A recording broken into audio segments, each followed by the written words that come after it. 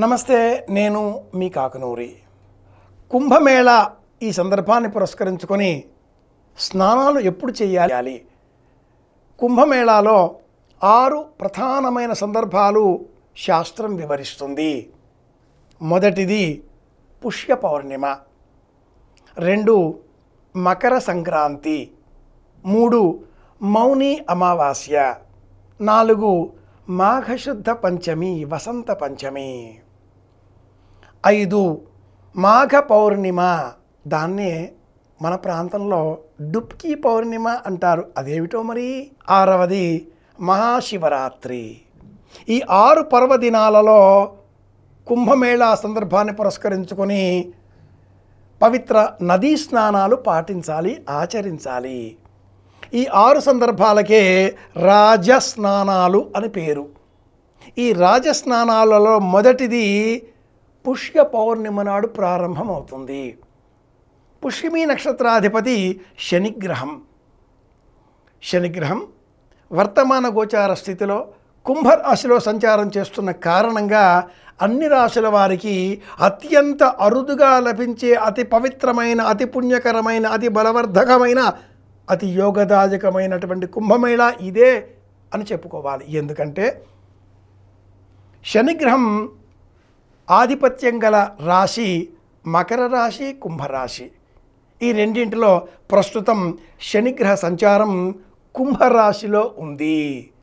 ఏదో ఒక విధంగా మనిషి ఎదుగుదలకు శనిగ్రహం అడ్డుపడుతూ ఉంటుంది.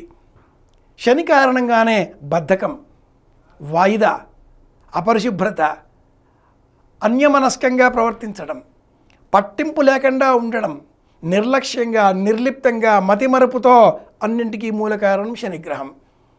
శనిగ్రహ దోషం తొలగించుకోవాలి. ప్రధానంగా చెప్పబడే ఈ 6 సందర్భాలలో కనీసం ఇంట్లోనైనా దేహమంతా కూడా నువ్వుల నూనె అలదుకొని స్నానం చేసి దానం చేసే ప్రయత్నం చేయాలి.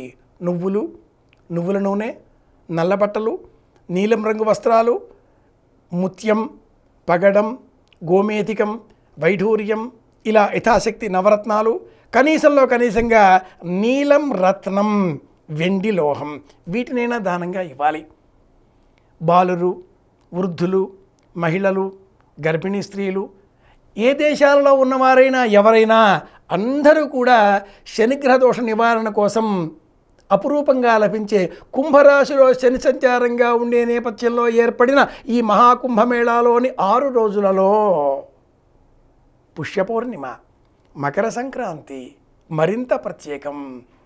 అలాగే మౌని అమావాస్య, వసంత పంచమి, మాఘ పౌర్ణిమ, మహాశివరాత్రి, ఈ 6 మహారాజస్నానాలు అన్న పేరిట 40 రోజుల పాటు మండలం దీక్ష పాటు కొనసాగేటటువంటి ఈ మహాపుష్కరాలలో సమానంగా ఉండేటటువంటి మహాకుంభమేళాలో తప్పనిసరిగా దాన సంకల్పం చేద్దాం. ప్రత్యక్షంగా వెళ్ళడానికి వీలు లేకపోయినా మన గృహాలలో ఉండి కూడా మనఃపూర్వకంగా మనస్సుతో, ఆలోచనలతో పుణ్యబలం పెంచుకోవచ్చు, మంగళ స్నానాలు పాటించవచ్చు.